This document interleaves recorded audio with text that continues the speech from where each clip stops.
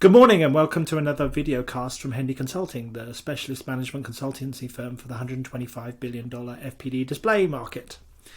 And in a series this week, I'm doing some more provocative things and just some brainstorming on how I think the future of the industry might be and what I think would be in the interests of the business. And this is not necessarily what may transpire, but it's my thinking anyway. So the first thing is, what do I believe would be the consolidation options of all the different pieces of display firms in China? So we're still relatively at the bottom of the cycle, although there's been some news about slight price increases as we're going into Q2. And other than that, then this is at the bottom of the cycle is when the M&A deals tend to happen. So if this is going to happen, what deal combinations would I advocate at a fairly simplistic level? I mean, I have been involved in the past in detailed, intense discussions with specific combinations, and then you do the level of analysis at a much higher level of depth. So this one here is really at the brainstorming level, but what I want to tee up is what would be good for China, what would be good for the West in terms of the display industry, what might be good for innovation across the industry. So which options do I think are ones that I'd like to see? Now, this has got nothing to do with the state and province level politics and economics that's going on the ground. And certainly that is a huge missing piece to this thinking. So you should definitely see this as a Westerner's view only, and I'm sure the complexities in China are substantially more than that. So then let's talk about the top 5 pieces on the chessboard in China. I think people now, if they've been watching these casts, will know that BOE and China Star are the top tier, representing more than $15 billion each and growing. Strong technology positions. BOE I tend to refer to as vanilla in that it plays in most technologies, including Flex OLED, although it hasn't made a specific bet on a large panel OLED TV play yet.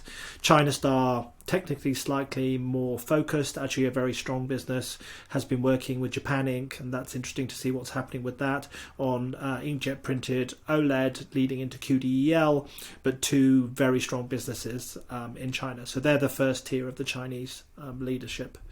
Then you've got the 3 next players, and I think my previous deck on this just tried to position how I almost see these at the 3 corners of a triangle being differentially different businesses. You have Tianma, which is a LCD and industrial market centric small medium player for now. They have backed into a position in Flex OLED, a very competent business, doing quite well. And a company I rate very highly. HKSC came out of being a monitor player in China and backed into being vertically integrated for panel supply, but then have put in place 4 different fabs, all at Gen 8 for LCD supply. And if all those are in place now, it could be 38 million square meters of capacity by 23. And that's capacity, that's not sales. But an absolutely major player, but focused on large panel IT products. And then Visionox, who's actually been quite an innovative, pretty solid tier 2. Their financials are a bit more shaky than the others. Well, also like HAC, I mean, it's just what you get if you get a part-loaded Flex OLED player. But they are definitely innovators and a solid management team also. So that is what I've tried to outline. I mean, these are the 2 big guys, and they are similar in terms of their strength across LCD, but then slightly different in terms of where they're exerting leadership in OLED. So BOE is definitely pushing heavily into wanting to be a Flex OLED player, whereas China Star is a little bit behind on that decision and is really thinking about its large panel plays more heavily. And the 3 second tier players here we've just discussed, and what starts becoming interesting for me is particularly combinations of HKC and Tianma. The Tianma management team I think quite highly of, and HKC certainly has a lot of capacity, but I wonder whether its technology questions and answers will be better solved as part of a bigger grouping. Visionox also then becomes a swing child, and I'm not quite sure where I end up putting it on the chessboard. So then beyond that, there are a larger number of tier 3 pieces, and I've got them here in even 2 leagues. Everdisplay is actually a pretty solid business, and I almost put them up one level, and truly also from a sort of being a solid small panel player. All the others are much smaller pieces of a single fab or less. Single fab in all cases. Some of them are ones that tried to get into Flex OLED. I'm not even sure how well they're even competing today. But the first line here are businesses that people might have heard of. And then there are also the bits of fabs left over of the major players that still have factory investments in China. In particular, the LGD fab in Guangzhou, GP1 and GP2, has been in the news in the last month under rumours that LGD is trying to offload it to fully exit LCD. And I would imagine that was an incredibly well-run and well-set-up factory. LGD doesn't tend to do things poorly. Sharp, similarly, we're discussing the Gen 10, also in that part of China. There's been ongoing discussions about them trying to offload that factory to investors. And while I've not kept up with the detail, I think there's been quite a lot in changing in the different shareholdings between Sharp businesses and Foxconn across the whole of this group for the moment.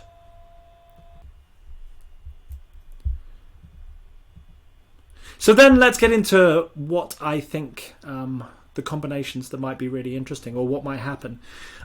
What we learned from the last cycle when the pieces of CEC Panda were up for sale was it became a bidding war within China, from what I understand, and BOE ended up with the prizes, taking away the 2 Gen 8 fabs out of CEC Panda.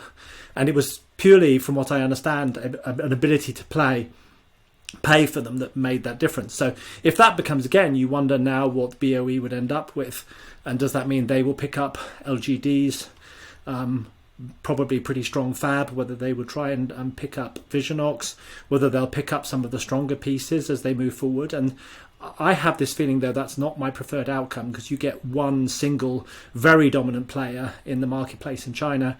And it's nothing against BOE at all, but I just think structurally that's probably not in the best interests of the rest of the marketplace. I wonder then what will happen with if there is a deal that can be done between Tianma and HKC, or whether HKC potentially gets absorbed into China Star. But if money becomes the determiner, you worry that it might just come down to BOE's own decisions. And then is it in the interest on an innovation front and a behaviours front for the whole industry if you have one mega dominant player? And I'm not completely convinced it is yet. The one I quite like, the idea here is to end up with 3 diversified leaders. The swing chess piece here is Visionox, which I haven't quite decided where it needs to fall. It could arguably fall into Camp 2 here or Camp 3. But I quite like the idea, as I've said, of putting HKC and Tianma together. Certainly it would put some challenges on the combined management team. But then you've got 3 large diversified players playing in small panels and large panels in both places, with some OLED capability, some LCD capability across each one of these 3 players. And I wonder then that provides companies that have got enough balance sheet and strength to do key innovations for the future of the display industry, but you've also got some stability from 3 pretty decent innovation engines in 3 major players. It's certainly an outcome that I think is quite attractive to me. So then, I'm not sure, though, whether this notion of 3 diversified leaders would ever come to stand. And that's really only because in the last time round, when it actually did swing out that way, it seemed to come down to a bidding war. And if it does do that, then the one with the biggest pockets, which is probably BOE, wins. And so they get their pick of the choice of the bits and pieces that are left over. Certainly, as I've tried to say in this, these are my thoughts, and they're not predicated on any understanding of the detailed China level, province level politics. And certainly I think those are absolutely material. But then saying what a Western analyst might think of the total situation is in itself of interest. And then the question is will this happen now?